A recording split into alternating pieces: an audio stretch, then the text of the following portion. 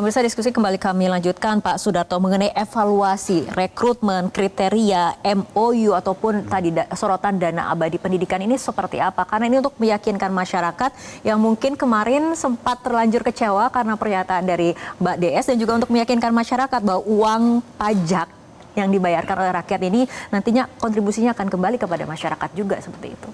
Ya, mungkin pertama saya harus mengucapkan terima kasih ya, bahwa kami terus diingatkan bahwa ini adalah dana masyarakat yang dipercayakan oleh masyarakat yang harus memberikan manfaat sebesar-besarnya kepada masyarakat. Ya. Dan kami sangat terbuka dengan masukan-masukan tersebut.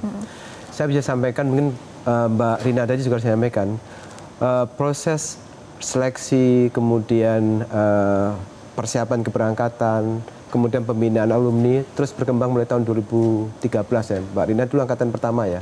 Ya, terus berkembang.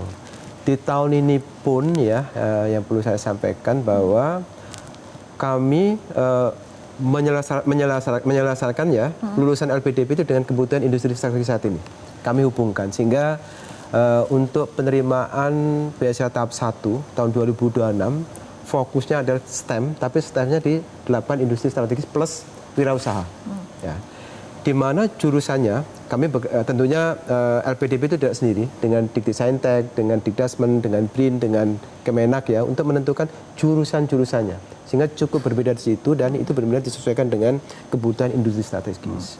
Kemudian juga proses seleksinya, kalau dulu kan misalnya biasa Garuda atau BIM sebelumnya, kemudian talenta, kemudian prestasi sendiri-sendiri, sekarang jadi satu dalam satu sistem. Sehingga akan menghasilkan suatu talent pooling nasional yang nanti bisa di pick up oleh industri. Jadi ini kami diskusi terus dengan industri sehingga pendidikan itu hanya akan berhasil dengan baik kalau ekosistem mendukung ya, sampaikan oleh Pak Indra dan Pak Lalu tadi juga mendukung, bisa diserap oleh industri. Ya. Di samping itu yang kami lakukan ya, tentu kami tadi merubah dari yang konsepnya education driven ke impact driven ya. Dan sebenarnya saat ini pun ya, pada waktu kami melakukan proses seleksi, kami melakukan background check ya dengan pihak terkait. Kemudian pada waktu seleksi itu tidak hanya kemampuan akademis, tetapi juga komitmen untuk berkontribusi dan ada PK. PK itu persiapan keberangkatan, Mbak Rina, 5 ya. Sekarang ada PK udah lebih dari 200 ya. Di mana di situ kita persiapkan mereka secara etika, moral, culture tadi, karena mereka akan berada di tempat budaya yang berbeda, dan wawasan kebangsaan. Kami tentunya tidak punya kompetensi di sini, ada pihak lain, lembaga lain yang melakukan di situ. Ya. Ini tentu, tetapi kami sangat terbuka untuk perbaikan ya. Kemudian yang kami lakukan juga saat ini adalah kami membangun tadi talent pool tadi ya, dengan mata Garuda ya, sehingga terus memastikan lulusan-lulusan LPDP itu memang dibutuhkan oleh industri. Ini memang perlu waktu karena banyak sekali ya, misalnya teman-teman kita yang pintar-pintar tadi misalnya belajar misalnya chip design, ya, itu tentu dia belum banyak tersedia di Indonesia. Oleh karena itu kami beri kesempatan mereka magang di luar negeri untuk mengembangkan pengetahuannya, dan juga tadi untuk terus ya mereka terekspos dengan teknologi terkini. Dan kami juga sangat sadar bahwa alumni LPDP itu perlu terus terekspos dengan international network gitu ya. Ada isu brain drain, ada brain circulation, kemudian dan sebagainya. Ini tentu itu yang terus kami bahas, dan kami terus sangat terbuka untuk perbaikan, sehingga tidak hanya proses seleksi yang kami perbaikin, tapi juga proses setelahnya lebih penting lagi. Mas Indra, mungkin ada tanggapan? Saya bisa melihat apa yang disampaikan oleh Pak Direktur, Pak Sudarto, cukup baik kalau bicara dengan disesuaikan dengan kebutuhan industri. Cuman problemnya ini berarti fokusnya ke B, business. Padahal harusnya G, government, yang harus menjadi leading sektor. Maksudnya gimana? Government itu, pemerintah harusnya sudah punya peta. Kita itu mau membangun industri apa saja. ya kan? Kita membangun bidang apa saja. Kita tahu kita punya kekayaan alam geotermal. Pertanyaannya, berapa ahli geotermal di Indonesia saat ini? Kita tahu kita punya nikel. Berapa ahli nikel di Indonesia saat ini? Ya kan? Berarti kalau nggak ada, kan harus disiapkan.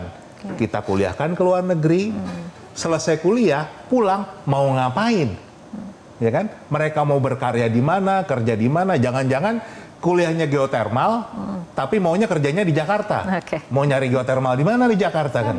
Agak memberikan masukan sedikit.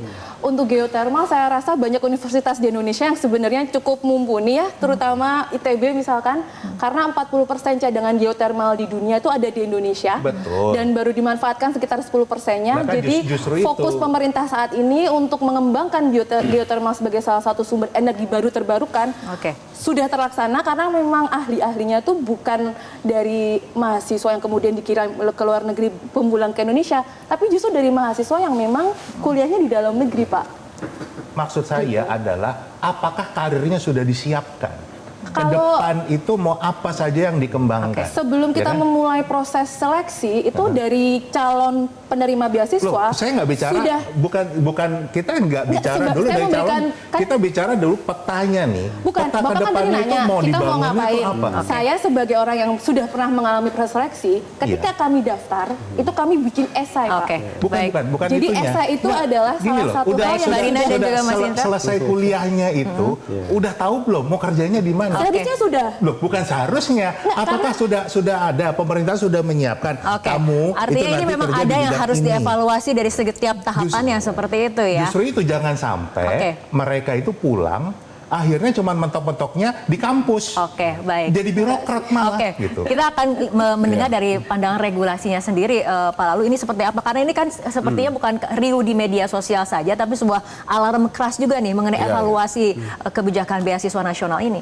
Ya tentu ekosistem itu menjadi sangat penting. Pertama, yang kedua peta jalan ini. Saya melihat sampai dengan hari ini sejak LPDP ini bergulir, kita belum pernah dipaparkan peta jalan. Jadi begitu dia mulai masuk, rekrutmen masuk, melaksanakan studi, pasca studi, apakah di sana diberikan izin misalnya 1 tahun, 2 tahun untuk membangun jaringan, setelah itu nanti jaringan ini dibawa masuk ke Indonesia. Atau setelah studi, kembali lagi ke Indonesia dan dipersiapkan ekosistemnya. Nah, itu satu. Yang kedua adalah ketika menentukan jurusan apa yang akan diambil di sana. Ini juga menjadi sangat penting. Tadi Pak Direktur sudah menyampaikan bahwa Kemdikti-Saintek, kemudian Dikdasmen, Kemenak memiliki peran penting ketika menentukan jurusan-jurusan. Fokus tahun ini itu adalah STEM. Nah, ini juga menjadi sangat penting. Kemudian apakah ketika nanti jurusan-jurusan ini dibuka, kemudian korelasinya pasca para ORD ini pulang, itu seperti apa kesiapan kita di sini, baik industri maupun government itu tadi. Dan yang terpenting yang perlu kita ingatkan bersama adalah kita harus memberikan penyadaran kepada teman-teman. Kalau misalnya beliau tadi ya memang sudah jiwanya Indonesia banget. Yang terpenting adalah tugas mereka ke sana negara bukan memberikan fasilitas pribadi. Itu yang terpenting. Negara justru memandatkan untuk belajar menjadi orang yang hebat, kemudian ilmunya ambil sebanyak-banyaknya di negara tersebut, bawa pulang untuk membangun bangsa dan negara. Nah, ini seperti pernyataan dari Wamendikti yang mengatakan bahwa beasiswa dari negara adalah amanah dan bukan sekedar fasilitas seperti itu. Saya setuju itu. Mbak Dina mungkin tanggapannya. Saya setuju, dan memang selama ini sepertinya juga kalau kita bisa bilang dari sisi penerima beasiswa, kami juga bukan yang kemudian diberikan fasilitas yang bermewah-mewah, Mbak. Jadi sudah ada living allowance itu juga sesuai dengan standar hidup di sana lah, ibarat kata sudah pas sesuai dengan UMR-nya. Jadi untuk kasus ini tuh nggak bisa dilihat sebagai perwakilan dari kemudian alumni atau awardee LPDP yang lain, tapi ini memang isolated case yang mungkin repetisinya bisa dihitung dalam berapa tahun sekali gitu kan. Sehingga untuk tanggung jawab moral dan juga tanggung jawab etika sebagai warga negara Indonesia yang mendapatkan amanah dalam bentuk fasilitas dari negara untuk belajar ke luar negeri yang memang harus dimanfaatkan dan kemudian dikembalikan ke negara.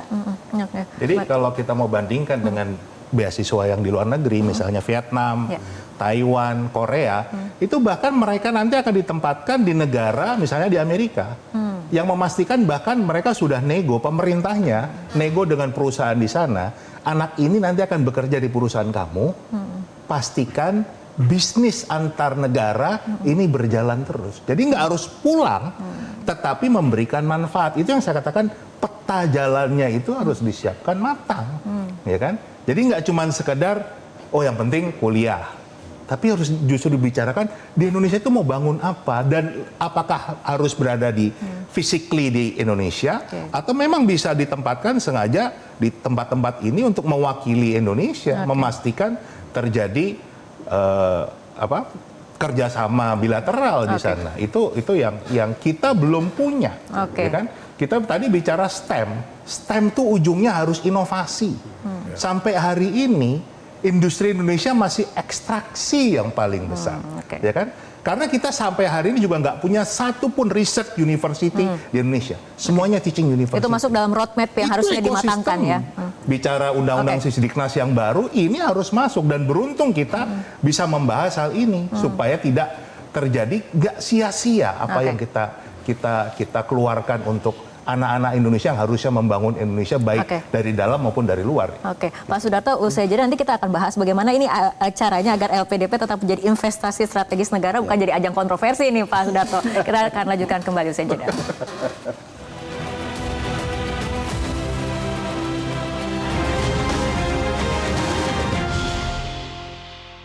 Jelajahi cara baru mendapatkan informasi. Download Metro TV Extend sekarang.